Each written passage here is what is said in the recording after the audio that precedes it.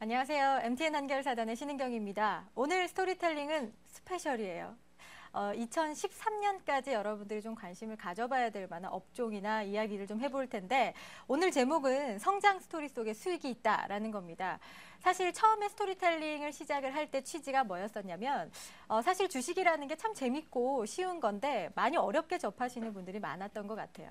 그래서 조금 더 쉽게 시장을 좀 접해보자라는 취지로 만들어졌는데 그 사이에 많은 도움이 되셨는지 모르겠습니다. 자, 오늘 그 여파를 이어서 그 이야기를 계속 이어가 볼 텐데요. 자, 우리 다음 화면으로 한번 넘어가 보면 여기에 한 사람이 머리를 긁적긁적거리면서 서 있어요. 근데 이 사람이 서 있는 위치가요. 지금 길 색깔이 빨간색이죠. 여러분들이 지금 여기서 같이 고민을 하고 있다고 생각을 하셔야 돼요. 현재 이 시점에서 여러분들이 어떤 선택을 하느냐에 따라서 이 걸어가는 길이 빨간 길이 될 수도 있고 파란 길이 될 수 있다는 거죠. 자, 그렇다면 지금 현재 우리가 서 있는 이 갈림길에서 생각해 봐야 되는 건 아까 말씀드렸던 것처럼 2013년 넥스트 주도주들입니다. 과거에 갔었던 주도주들이 계속해서 영광을 누릴 수 있을지 오늘 그 이야기를 해봐야 될 것 같은데 실제로 우리가 지금까지 단계를 거치면서 1차 양적 완화, 2차 양적 완화, 이번에 3차 양적 완화까지 나왔죠. 근데 그때마다 잘 올라갔었던 업종이나 종목들이 달랐단 말이죠. 1차 양적 완화 때를 보면 가장 빠르게 움직였었던 업종이 바로 금융업종이었습니다. 그리고 2차 양적 완화 때는 아마 잘 알고 계실 거예요. 화학이나 정유, IT, 자동차 이런 업종 위주로 상당히 빠른 움직임들이 나타났었습니다. 그렇다면 이번에 실시하는 3차 양적 완화 효과는 어떤 업종들이 더 잘 가게 될까? 우리가 생각을 해봐야 되겠죠. 자, 여기에 제가 동그라미 몇 개를 좀 그려왔어요. 자, 첫 번째 동그라미입니다. 우리나라가 이때까지 어떻게 발전을 해왔는지 이 산업 구조의 흐름을 볼 필요가 있어요. 자, 이게 지금 전 세계 지도인데요. 우리나라를 찾아본다고 하면 여러분들은 한 번에 찾으시겠죠. 하지만 외국인들은 그렇지 않습니다. 너무 안타깝게도 우리나라가 굉장히 작기 때문이에요. 표시를 해보면 여기에 우리나라 대한민국입니다.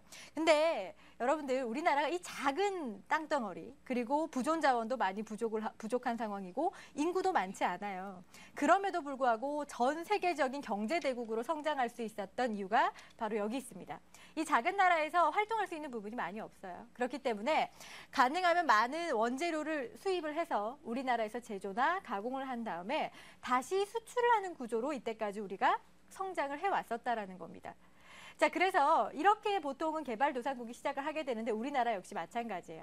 그러다 보니까 가장 먼저 발전할 수밖에 없는 산업이 이런 산업들이죠. 개발국가형 산업이라고 해서 건설이나 제조와 관련해서 화학, 철강, 기계, 자동차 같은 업종들이 지금까지 우리 시장을 끌어올렸었던 하나의 원동력이었습니다. 우리가 흔히 이야기하는 이제 1차 제조산업이라고 해서 굴뚝산업이라는 단어를 많이 쓰는데요. 이런 굴뚝산업 덕분에 우리가 지금까지 성장을 해올 수 있었어요.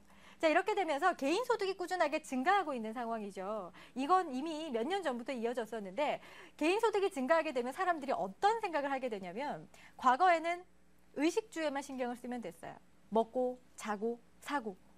자, 이런 부분만 신경을 쓰면 됐었는데 앞으로는 좀 달라졌습니다. 왜냐? 조금 더 소득이 커지게 되면서 삶의 질에 대해서 고민을 하기 시작을 해요. 어떻게 하면 더 맛있는 걸 먹고 몸에 좋은 걸 먹고 어떤 걸 하면 조금 더 건강하게 살 수 있을까? 삶의 질에 조금 더 포커스를 맞추게 됩니다. 자, 그렇게 되면 자연스럽게 발전하는 한 분야가 있어요. 바로 의료기술의 발전이죠. 자, 의료기술이 발전하게 되면요. 자연스럽게 어떤 사회적인 현상이 나타나냐? 평균 수명이 증가하고 고령화 사회로 진입을 하게 됩니다. 여기에 관련된 이 관련주들이 지금 꾸준하게 강한 패턴들이 나타나는 것도 어떻게 보면 이런 전체적인 이 스토리를 바탕으로 해서 올라간다고 보시면 될 것 같아요. 자, 그래서 갈수록 수명도 길어지고요. 그리고 우리가 소득이 늘어나면서 보다 나은 삶에 대한 욕구가 계속해서 생겨날 수밖에 없어요. 자, 그렇게 해서 우리가 좀 관심을 가져봐야 되는 섹터가 크게 4가지가 있는데요. 그 첫 번째 섹터가 바로 이겁니다. 신기술, 신소비재와 관련된 부분이에요. 이게 어떤 부분이냐면 여러분들 지금 스마트폰 많이 사용을 하시죠. 스마트폰도 역시 이 신기술에 포함이 된다고 보시면 됩니다.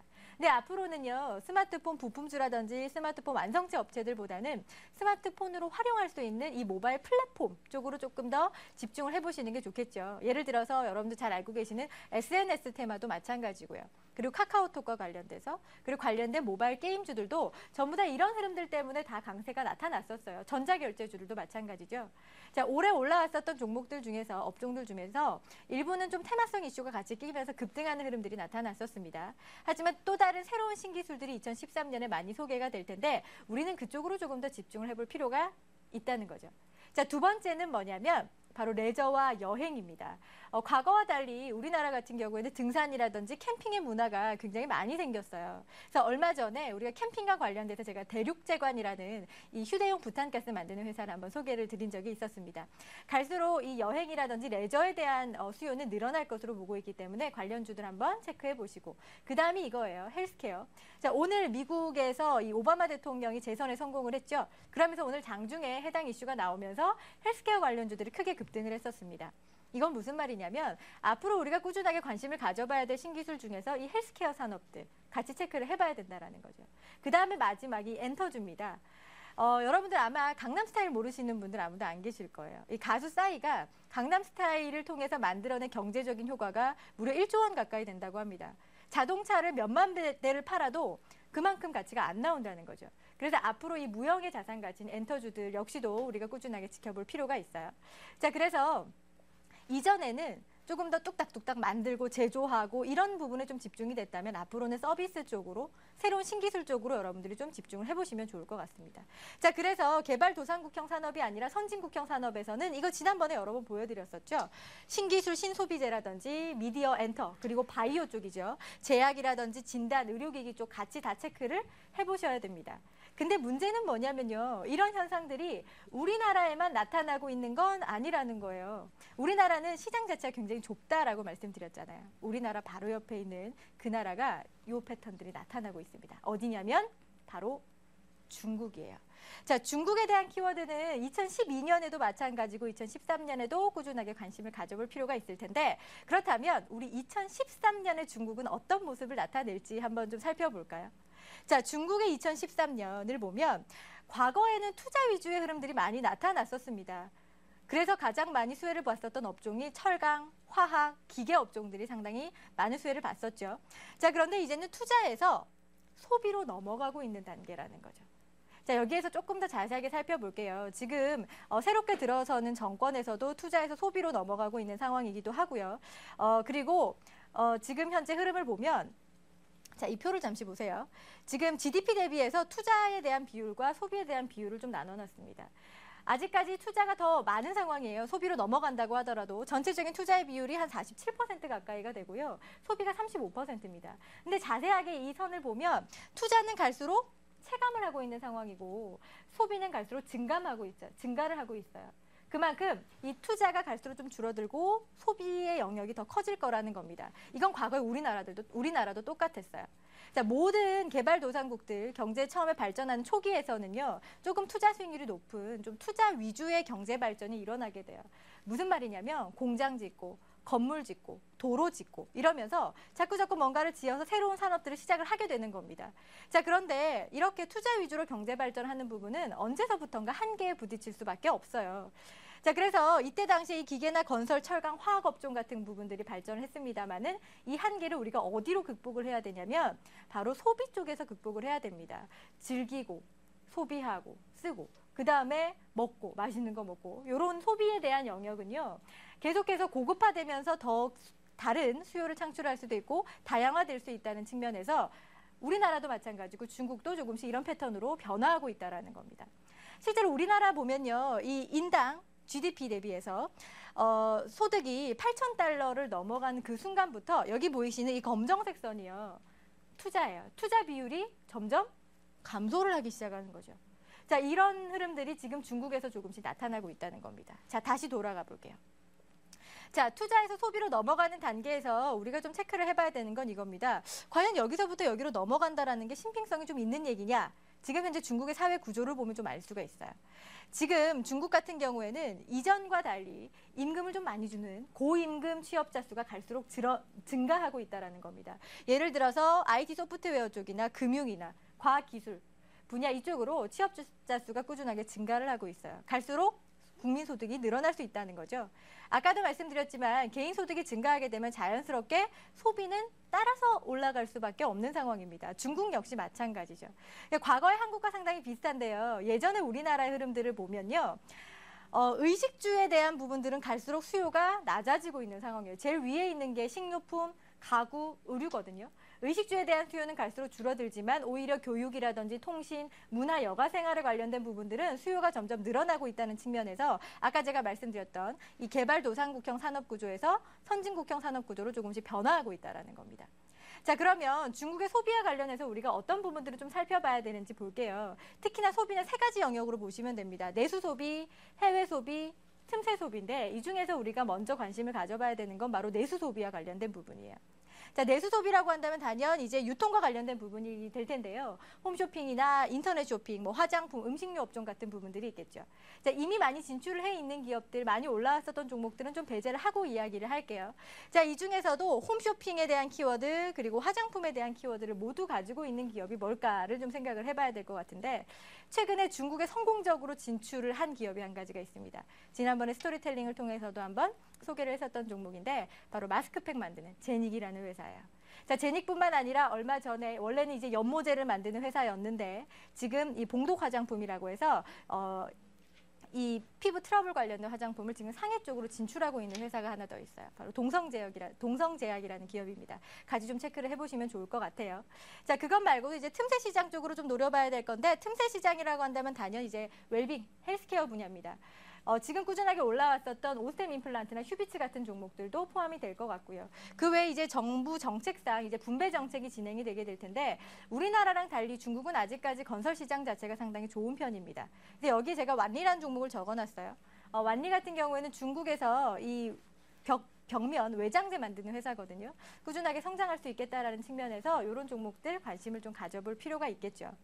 자, 그래서 우리가 중국과 관련해서요. 투자에서 소비로 넘어가고 있고 그리고 점점 더 무역국에서 내수국으로 이동을 하고 있다라는 이야기를 했었습니다. 자, 이거는 제가 좀 외적인 얘기인데 살짝 말씀을 드릴게요. 여러분 혹시 정화의 원정이라고 들어보셨습니까? 제가 사실 원래 전공이 역사거든요. 중국사를 보면 명나라 영락제 때 정화의 원정이라는 게 있습니다. 이때 당시에요. 62척의 함선과 승무원 28,000명을 데리고 정화라는 사람이 이 경로를 따라서 중국에서부터 아랍까지 쭉 이동을 했었어요. 자, 그런데 지금 이 정화라는 사람이 여러분들 중국인으로 많이 알고 계시는 분들이 있는데요. 사실은 아랍 사람입니다. 이 정화가 없었다면 중국은 단 한 번도 이렇게 해외에 이렇게 원정을 다닐 일이 단 한 번도 없었습니다. 이때가 거의 아마 최초일 거예요. 자, 이건 뭘 뜻하냐면요. 중국이라는 나라는요. 전체적인 세계 지도를 봤을 때 거의 대륙의 한중간에 차지하고 있는 나라죠. 거기에다가 인구도 많고 워낙 구존 자원도 크고 땅덩어리도 넓다 보니까 굳이 이때까지 중국이라는 나라가 교역에 대한 필요성은 전혀 없었다는 겁니다. 계속 내수국 위주로 발전을 했었어요. 근데 지금 최근에 20년 동안의 중국의 흐름은 어떤가요? 누가 봐도 무역국이죠. 그런데 아마 이게 역사적으로 마지막 무역국이 될 수도 있겠다라는 이야기를 몇 번 말씀드렸습니다. 지금 중국이 무역국에서 내수국으로 넘어가는 건 너무나 당연한 흐름인데 이걸 보고 놀라시면 안 돼요. 자, 그래서 재밌는 건 뭐냐면 지금 이번에 정권이 바뀌게 되면서 앞으로는 해외 기업에 대해서 중국이 그만큼 우호적으로 투자를 이어가지는 않을 거다라는 부분이죠. 그래서 가능하면 중국 시장에 빠르게 진출을 해 있는 게 좋은데 웬만한 중국인들은요. 뭘 해도 자기화시켜서 만들게 됩니다. 그렇기 때문에 우리가 흔히 이제 진품, 가품 이런 얘기들도 이제 중국에서 많이 나오게 되잖아요. 자, 그래서 이 중국이라는 나라는 어떤 것도 자기화시켜서 만들 수 있는 나라이기 때문에 앞으로 중국에 진출하는 기업들은 어떤 제품을 판매를 하느냐가 아니라 대체 중국이 못 만드는, 중국이 지금 기술력이 없는 제품을 만드는 회사가 어딘가. 이런 회사가 지금 중국에 진출을 한다면 우리가 앞으로 꾸준하게 관심을 좀 가져봐도 좋을 것 같아요. 자, 그래서 지금 전체적으로 내년에 우리가 좀 관심을 가져봐야 될 만한 업종이라든지 그리고 이제 중국과 관련된 내용을 쭉 말씀을 드렸었는데 정리를 해보면 이렇습니다. 모바일 플랫폼과 관련해서 이제 신기술 분야는 꾸준하게 관심권역으로 들어가야 되는 부분이고 헬스케어는 사회적인 분위기 자체가 이쪽으로 계속해서 이어지고 있어요. 그리고 레저나 여행 그리고 중국의 내수 소비와 관련된 부분들은 제가 앞으로 스토리텔링에서 말씀드리지 않아도 여러분들이 먼저 찾으셔야 된다는 겁니다. 자, 오늘 여러분들 스토리텔링 마지막 시간이에요. 그래서 오늘 좀 스페셜로 조금 더 길게 이런저런 이야기를 말씀을 드렸는데 제가 지난주 토요일에 MTN에서 운영하는 이제 강연회를 했었거든요. 근데 많은 분들이 저한테 어쩜 이렇게 다양한 부분들을 보시는지 그 노하우를 좀 알려주세요라는 이야기를 하시더라고요. 그래서 제가 한 가지 알려드린 게 이겁니다. 여러분들 보통 소문에 사서 뉴스에 팔아라 라는 증시 명언을 잘 알고 계실 겁니다. 근데 제 생각은 조금 달라요. 여러분들이 뉴스에 판다라고 했을 때 여기서 나오는 뉴스는 바로 경제 관련된 뉴스입니다. 근데 그 뉴스 말고 다른 사회면이라든지 문화 통틀어서 전반적인 뉴스를 평소에 많이 접하신다면 이런 부분들이 경제 뉴스에 나기 전에 여러분들 미리 선취매를 할 수 있다는 거죠. 전체적인 시장의 스토리를 알게 되면 종목 스토리, 업종 스토리를 전부 다 알 수 있고 여러분들이 올라가기 직전에 종목을 선취매할 수 있다는 측면에서 오늘 스토리텔링은 마지막이지만 여러분들의 스토리텔링은 앞으로 계속해서 진행형이 되어야 되지 않을까 하는 생각이 듭니다. 자, 오늘 스토리텔링 이 정도로 마무리할 거고요. 저는 또 다른 더 좋은 방송에서 만나 뵙도록 하겠습니다. 감사합니다.